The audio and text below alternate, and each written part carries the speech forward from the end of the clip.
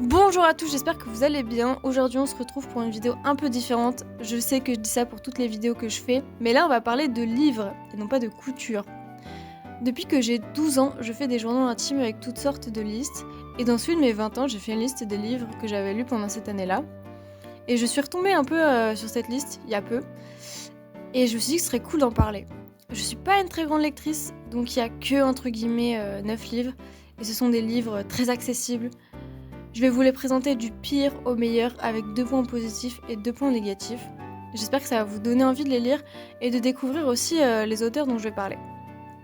Avant de commencer, petit disclaimer. Ceci n'est que mon avis, d'accord ? Chacun ses goûts, j'essaye au maximum d'être objective et constructive, donc ne vous sentez pas offensé si je dis du mal de quelque chose que vous avez aimé. L'espace commentaire est là pour en débattre dans la bienveillance.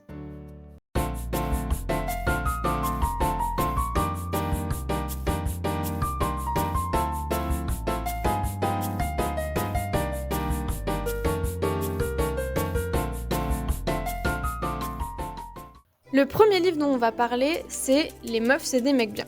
Alors, c'est un livre de Mourad Winter. Je pense que ce nom doit vous dire quelque chose parce que son œuvre la plus connue est sortie au cinéma l'année dernière. J'ai nommé L'amour, c'est surcoté. Donc, si je devais résumer en très gros, parce que je connais pas très bien toutes ses œuvres, il a écrit surtout des livres comiques sur l'amour. J'ai eu ce livre entre mes mains parce que, avec un de mes amis, on s'est changé des livres et c'est le premier qui m'a passé. Je trouve que c'est intéressant de lire ce que nos amis aiment. Donc il me l'a donné en me disant que c'était un livre qu'il avait vraiment aimé. Donc moi j'avais hâte de le lire. Et bien évidemment, si je commence par lui, c'est que vous vous doutez de ce que j'en ai pensé. Il fait 336 pages, donc je crois que c'est un des plus longs de ma liste, mais il se lit vite. Avant de rentrer dans une critique très salée de ce livre, je vais vous faire un résumé très bref. On suit Mourad, un gros con, il n'y a pas d'autre mot, qui trompe sa copine alors que celle-ci se convertit pour qu'il se marie. Voilà, donc c'était un résumé très bref, sans spoil, parce que tout ça, ça arrive dans les premières pages. Hein. Donc maintenant, ce que j'en ai pensé. J'ai détesté. Sincèrement, c'est un des pires livres que j'ai lus. J'avais écrit des notes pour mon ami, donc je vais vous faire part de quelques phrases que j'ai écrites. Alors, 60 premières pages. Je déteste le héros principal. Entre guillemets, écrit par un mec pour des mecs. J'espère que les hommes ne pensent pas comme lui. Et vers les pages 170, j'ai écrit blague sur le viol. Bref, vous avez compris que je n'ai pas aimé. Et c'est dommage en fait, j'étais triste de ne pas avoir aimé cet auteur qui a su faire découvrir à plein de gens la lecture, qui a un grand public. J'ai pas donné toutes mes notes et mes citations de ce livre parce que ça serait hyper long, mais je le hais sincèrement, vraiment. Néanmoins, je vais quand même vous donner 2 points positifs et 2 points négatifs. Alors, les points positifs. Je trouve que quand on n'a pas l'habitude de lire, c'est un bon début parce que l'histoire se suit bien, on est vite captivé par le récit. Autre point positif, c'est que c'est plutôt drôle. Après, voilà, beaucoup de blagues m'ont fait grincer des dents, mais si on s'attarde pas trop sur la morale, ça peut nous faire esquisser un sourire, ok ? Maintenant, les points négatifs. Je vais essayer de me contenter que de 2. Donc en premier, je dirais le style d'écriture. L'auteur, il écrit comme il parle, et ça, c'est un style que j'aime pas en fait. C'est pas un podcast, c'est pas un film, c'est pas une vidéo YouTube ou encore moins une émission radio. Non, c'est un livre. Et moi, j'aime bien en fait quand les livres ils s'amusent avec la subtilité des mots, de la langue française, etc. Là, j'ai l'impression de lire les mémoires de Serge Le Mito, et sur le papier, ça peut donner envie de se retrouver un petit peu dans une épopée loufoque. Mais je vous assure que sur 336 pages, c'est très long. Et en dernier point négatif, je dirais qu'il y a beaucoup trop de sujets qui sont mal abordés. En fait, on sent que l'auteur il a envie de parler de la gauche, du changement de religion à une autre, du sexisme, de la tromperie, etc. etc. Mais c'est très mal abordé en fait. Et il m'est arrivé quelque chose que je déteste durant ma lecture, je me suis posé la question, mais qu'est-ce qu'il veut dire l'auteur en fait ? Quel est son point de vue sur tout ça ? Et en fait, ça sent que Mourad Winter, il veut parler de sujets que soit il maîtrise pas, soit il peut pas en parler. Et je sais pas si c'est une question de maison d'édition, mais je vous assure que si Mourad Winter il sort un autre livre humoristique sur un de ces sujets et que c'est pleinement assumé, je le lirai. Pour finir, pourquoi est-ce que vous devriez lire ce livre ? Si vous aimez l'humour et que vous cherchez un petit livre complètement déjanté, facile à lire, et que vous êtes un homme, bien évidemment, vous allez aimer, c'est sûr.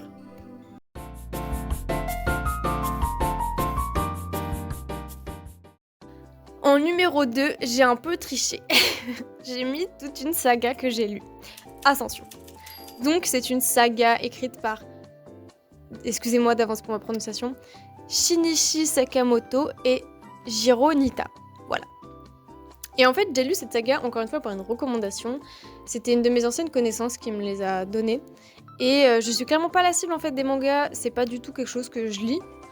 Et c'est un peu l'occasion pour moi de découvrir et d'ouvrir un peu mon esprit sur tout ça. Je pense que j'ai dû tout lire en un mois et il y a 17 tomes. Il s'agit d'un shonen, c'est-à-dire un manga pour jeunes hommes.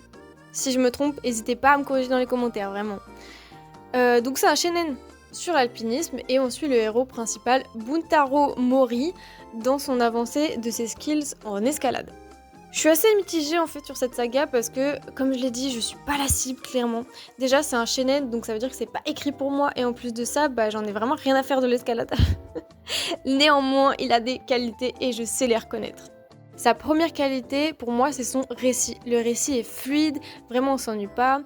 Et sa deuxième qualité, qui est franchement en est une grosse en fait, c'est que les auteurs m'ont donné envie de sortir, d'escalader, de découvrir la nature autour de moi. Et en fait d'avoir au final moi aussi mon ascension. Néanmoins, il y a des gros points négatifs et je suis obligée d'en parler. La place de la femme est vraiment questionnable dans le récit. Déjà, il n'y en a que 2, en tout cas dans les persos principaux, et ce sont des clichés. Là, si vous comptez le lire, je vous conseille de skipper cette partie. Alors, l'une est décrite comme une tentatrice qui va détourner le héros de sa quête principale et est donc hyper sexualisée. L'autre, mais vraiment, c'est une sainte ni touche, elle sait que attendre, mettre sa vie sur pause pour le héros et fait vraiment gamine en fait. Moi, j'arrivais pas du tout à m'attacher à elle parce qu'elle est constamment en retrait. Et je trouve ça triste que ce genre d'archétype féminin existe encore. Et ça rejoint mon dernier point négatif, les personnages sont clichés. J'ai ri de gêne à certains dialogues parce que vraiment, chacun des personnages est un archétype absolument détestable. Même le héros principal, c'est une espèce de Dark Sasuke. Enfin, vraiment, ça devenait ridicule. Je me suis attachée au héros principal que vers la fin. Et pour moi, c'est un gros défaut d'écriture. Comme je vous l'ai dit, je ne suis pas la cible de ce genre de récit et je ne lis pas de manga, mais je suis quand même convaincue qu'il y a d'autres séries qui sont bien mieux que celle-ci. La connaissance qui m'a conseillé cette saga m'avait beaucoup survendu l'œuvre en me disant tu vas voir, c'est vraiment super, moi ça a changé ma vie, blablabla. Franchement moi ça n'a rien changé du tout. Mais si vous aimez les mangas et que vous aimez l'escalade, bien évidemment je vous le conseille. Moi ça m'a appris des techniques ou des termes que je connaissais pas. Et vu qu'on m'a survendu les livres, j'étais très déçue du résultat final. Mais objectivement c'est une bonne saga.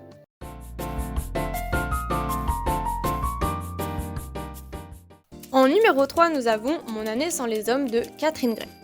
J'ai décidé de lire ce livre pour une fois par moi-même.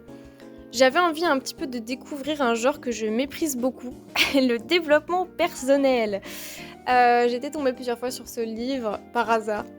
Et voilà, moi en 2025, j'ai eu beaucoup de déceptions amoureuses et je me suis dit, pourquoi pas en fait ?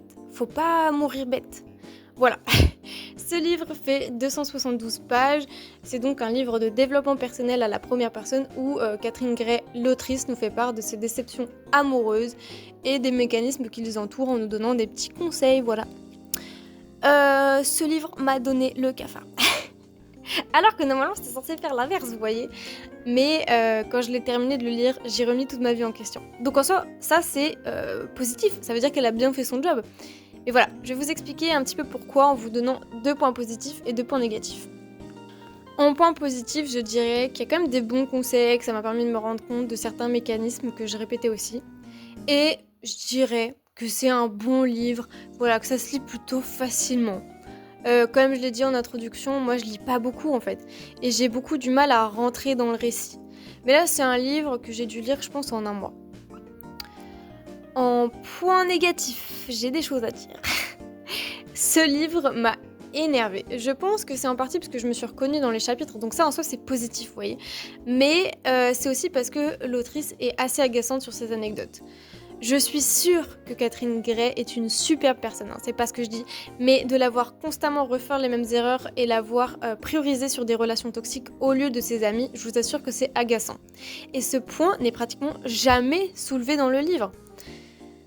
Ça va rejoindre mon dernier point négatif. Catherine Gray aurait dû écrire ce livre avec sa psy. Elle nous fait part plusieurs fois dans le livre qu'elle suit une psy. Et on sent en fait qu'elle a encore beaucoup de travail à faire. Et ce livre en est témoin. J'ai l'impression de lire son journal intime, son chemin vers le moment où elle ira mieux dans sa vie amoureuse. Mais il n'y a pas de solution dans son livre. Il n'y a que des brefs conseils qui honnêtement en fait sont assez simples. Et je me suis retrouvée face à une impasse, comme s'il n'y avait pas de solution aux relations toxiques.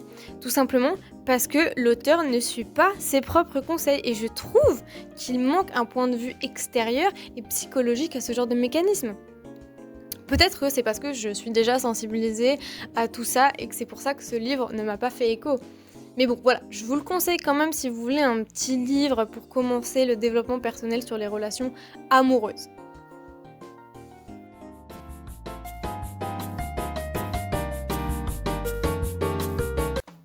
Pour le numéro 4, il s'agit de La prochaine fois que tu mordras la poussière de Panayotis Pasco. J'ai lu ce livre grâce à mon ami qui m'avait donné Les meufs c'est des mecs bien, donc le premier livre si vous avez bien suivi. Il avait pris en compte mes remarques sur le premier livre et m'avait donné celui-ci. Et honnêtement, il avait raison parce que je l'ai nettement plus apprécié. Il fait 240 pages. Et pour vous résumer très brièvement, on suit l'auteur lors de l'épreuve de la mort de son père et un petit peu son point de vue sur la sexualité. Alors, je sais que le fait que ce livre soit aussi bas dans ma liste va faire parler parce que c'est un livre qui a très bien marché et qui est beaucoup apprécié. Mais voilà, je suis encore face à une impasse, je sais pas trop quoi penser de ce livre en fait. J'ai détesté des choses comme j'ai adoré certaines. Voilà. Mais malheureusement, je pense pas que c'est un livre que je relirai et je vais vous expliquer pourquoi. D'abord, le positif. Le point de vue sur le père m'a touchée, honnêtement, voilà. Il fait des aveux très crus sur cette relation et je trouve que ça demande un peu un certain courage de dire à des milliers d'inconnus, voilà ce que je pense de mon père. Le point de vue aussi sur la bisexualité est important parce que Panayotis Pasco, faut pas oublier, c'est une personnalité publique et c'est bien en fait qu'il en parle de tout ça haut et fort. Voilà, et du coup ce livre est bien mieux écrit quand même que tous ceux d'avant, c'est pour ça qu'il est à la 4e position. Comme je l'ai répété beaucoup de fois, je n'étais pas la cible. Pour moi, c'est clairement quelqu'un de privilégié qui a réussi à la télé grâce à ses parents. Et du coup, je m'identifie pas à ses problèmes en fait. Je lis quelqu'un qui ne me paraît pas sympathique et en aparté, ça c'est une qualité. Parce que se présenter de façon négative, c'est pas un exercice facile que tout le monde fait. Mais du coup, je m'en fiche en fait de ses problèmes. Et dernier point, je vais dire quelque chose de très personnel. Je trouve qu'il y a beaucoup trop de scènes adultes. Moi, je suis pas friande de tout ça en fait. Quand j'ai lu le livre, je pensais très sincèrement qu'on allait simplement parler de sa relation parentale. Mais non. Et du coup, ça m'a un peu surpris parce que c'était pas ce que je voulais lire. Alors pourquoi je vous le conseillerais. Si vous voulez en savoir plus sur sa vie ou si vous êtes un homme bi qui s'assume pas, lisez-le. Honnêtement, il est bien. Mais je vais terminer sur une note très salée. Pour moi, ce livre n'a marché que parce qu'il s'agit d'une personnalité publique et qui parle un peu plus aux jeunes, entre guillemets. Mais voilà, après, moi, je suis une haineuse, donc...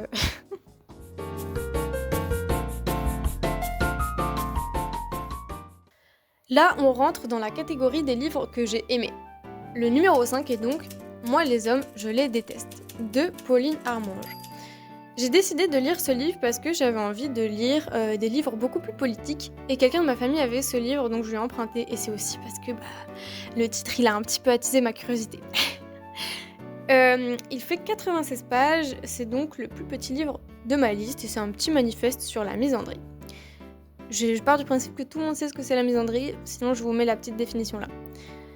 J'ai aimé, voilà, j'ai pas grand chose de dire de plus que ça parce qu'en fait c'est un tout petit livre mais je vais quand même essayer d'argumenter mais cette fois-ci en un point positif et un point négatif parce que vraiment le livre est tout petit. Alors, j'ai aimé parce que le point de vue sur le fait que la misandrie découle uniquement du sexisme est une haine de défense et sincèrement très vrai. Quand j'ai lu ça je me suis dit punaise mais j'arrive enfin à mettre des phrases sur ce sentiment, cette situation quoi.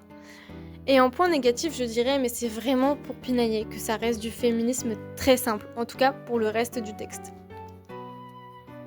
Donc, bien évidemment que je vous le conseille, il est très juste, il m'a beaucoup parlé, et ça c'est mon côté pessimiste, vous voyez. J'ai l'impression que la lecture politique, c'est devenu très simple, et il en faut. C'est pas ce que je dis, il faut de la lecture politique simple et abordable. Mais j'avoue qu'avec ce titre, je voulais un petit peu plus de risque, quoi. Le féminisme, il perd tellement de terrain Et je pense que si j'ai des commentaires misogynes sur cette vidéo, ça fera que confirmer mes propos. Mais les rapports de base, en fait, sur l'égalité homme-femme, ils sont devenus trop extrêmes maintenant, alors que c'est la base, quoi. Mais voilà, maintenant on fait des listes tout simples pour expliquer que non, Jean-Marc détestait V-word, frapper sa femme, etc. C'est pas la même chose que détester les hommes qui valident ce système et qui les encouragent là-dedans. Bref, je vais pas en parler plus de ce genre de sujet, peut-être qu'un jour je ferai des vidéos là-dessus, je ne sais pas. Mais lisez ce livre, honnêtement, si vous voulez vous instruire et que vous n'êtes pas au point en fait sur ce genre de questions. Sincèrement.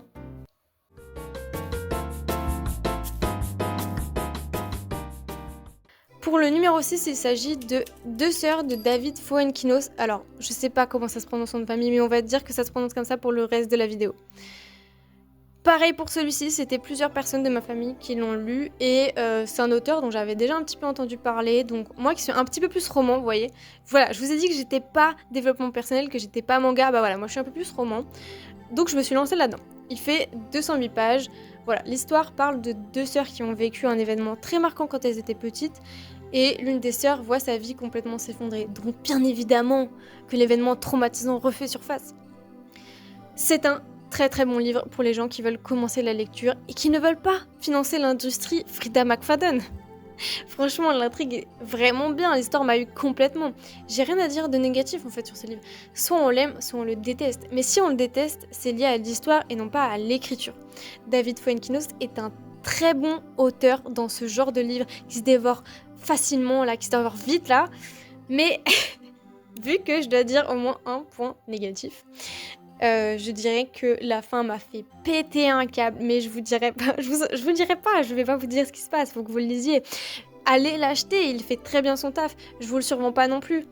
Mais ce livre a la tête de l'emploi, il ne m'a pas déçu. Et je sais pas si vous avez remarqué, mais j'ai de moins en moins de choses négatives à dire. Et ça veut dire qu'on se rapproche de plus en plus de mes meilleurs livres.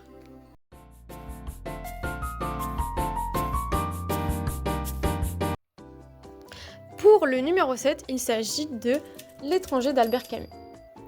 J'ai décidé de le lire parce que je voulais un petit peu pour ma culture générale lire des classiques de la littérature française.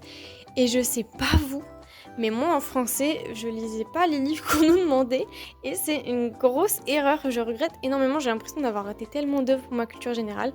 Et en fait, je suis tombée sur un exemplaire par hasard chez moi. Donc je me suis dit, allez, let's go. Il fait 159 pages et on suit Meursault, Meursault, je sais pas comment on dit ce prénom-là, un homme habitant en Algérie pendant la colonisation française et qui se retrouve mêlé à toute une histoire par sa non-action. Je sais pas comment le dire autrement, sans vous spoiler. J'ai bien aimé ce livre, mais c'est assez étrange parce que pour une fois, ça n'a rien à voir avec l'histoire. Je m'explique. J'ai beaucoup aimé l'écriture et les descriptions. En fait, les qualités d'écriture ont pris plus d'importance pour moi sur le récit, et je pense que je le relirai avec plaisir, mais simplement pour l'ambiance qu'elle m'a apportée. Et en point négatif, et encore une fois ce n'est que mon point de vue, je n'ai pas aimé l'histoire.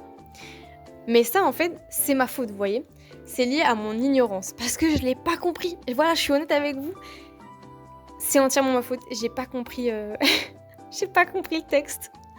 Et j'ai pas voulu lire des explications de texte, voir des vidéos d'analyse, etc. parce que j'avais peur que ça biaise mon jugement.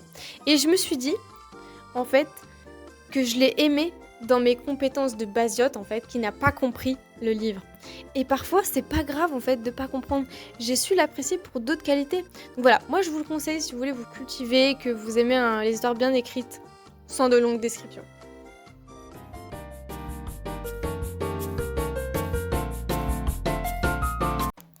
Numéro 8, et on arrive déjà à l'avant-dernier, il s'agit du Mystère en réplique de David Fuenquinos, encore. Une fois que j'ai lu Deux sœurs, on m'a donné ce livre-là, et j'avais déjà un petit peu entendu parler du film, donc j'étais assez curieuse, et voilà, je l'ai lu. Il fait 336 pages, et pour vous résumer l'histoire, il s'agit d'une jeune éditrice qui découvre un roman incroyable dans une librairie de livres rejetés, et qui décide de le publier. J'ai adoré. Je comprends totalement pourquoi c'est l'un des livres les plus connus de cet auteur, et j'ai vu le film peu après pour me faire une idée, mais j'ai largement préféré le livre. Maintenant, les points positifs et les points négatifs. En point positif, Honnêtement, c'est tout ce qu'on peut attendre d'un roman. C'est dynamique, l'histoire est bien, les personnages sont bien, c'est clair, ça va droit au but, et la fin est absolument incroyable. En point négatif, je dirais qu'il y a beaucoup de personnages et que parfois c'était dur un petit peu de suivre ce qui se passe là. Qui est qui? Mais vraiment, je pinaille. C'est un livre que je relirai très certainement quand j'aurai un petit peu oublié l'intrigue, donc bien évidemment que je vous le conseille.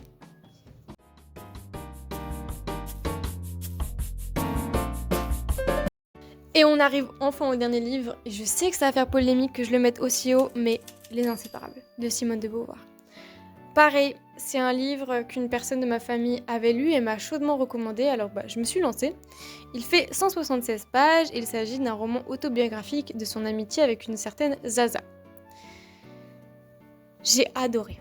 Mais vraiment, c'est devenu un de mes livres préférés, ça m'a tellement touchée. Et plusieurs fois dans la vidéo, je vous ai dit que j'étais pas la cible. Mais là, clairement que je suis la cible, bien évidemment que j'ai envie de lire un livre sur une amitié fusionnelle entre deux femmes. Et je pense que je pourrais lire une centaine de fois. Les points positifs sont trop nombreux, donc je vais essayer d'aller à l'essentiel. Le texte est magnifique, c'est un classique de la littérature française qui devrait être clairement lu au collège ou au lycée. Le choix des mots est réfléchi, c'est exactement ce genre de livre que j'aime. L'autrice, elle utilise la langue française, non pas tout simplement pour narrer une histoire, mais pour nous faire comprendre tout l'amour et l'amitié entre ces deux personnes.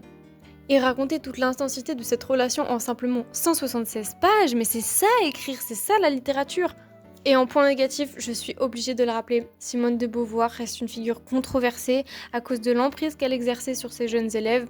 Voilà, je vous invite à regarder par vous-même parce que c'est pas une vidéo sur Simone de Beauvoir et je veux pas en fait dissocier la femme de l'artiste, donc c'est important de le rappeler. Néanmoins, ce livre est magnifique. Alors, qu'est-ce qu'on peut faire en fait? Qu'est-ce qu'on peut faire si on a envie de le lire mais qu'on veut pas mettre en avant ce genre de personnalité? J'ai pas la réponse. Peut-être faites comme moi, empruntez-le à quelqu'un ou achetez-le d'occasion. Au moins, ça boostera pas les ventes de cette dame, même si elle est morte. Voilà. Si vous avez d'autres solutions, n'hésitez pas à les proposer en commentaire. Mais voilà, si vous le lisez, ayez au moins ces actes en tête. Je vous remercie si vous êtes arrivés jusqu'ici. C'était très long de faire tout ça, mais je voulais vous proposer quelque chose de différent. Voilà, je vous affiche ma petite tier list bien pixelisée de comment je les ai classés pour faire cette vidéo-là. Je vous mets aussi en description un petit lien pour trouver une librairie indépendante près de chez vous parce que c'est important de ne pas financer la Fnac ou Cultura. Voilà, pensez aux petites librairies indépendantes près de chez vous. Si vous voulez acheter un des livres dont je parle ou un des livres d'un des auteurs dont je parle, voilà, n'hésitez pas. Et n'hésitez pas non plus à me dire en commentaire si ça vous a plu ou non, si vous voulez en voir d'autres, etc. Si vous n'êtes pas d'accord, si vous êtes d'accord. Voilà. Je vous fais plein de bisous. À bientôt. Prenez soin de vous.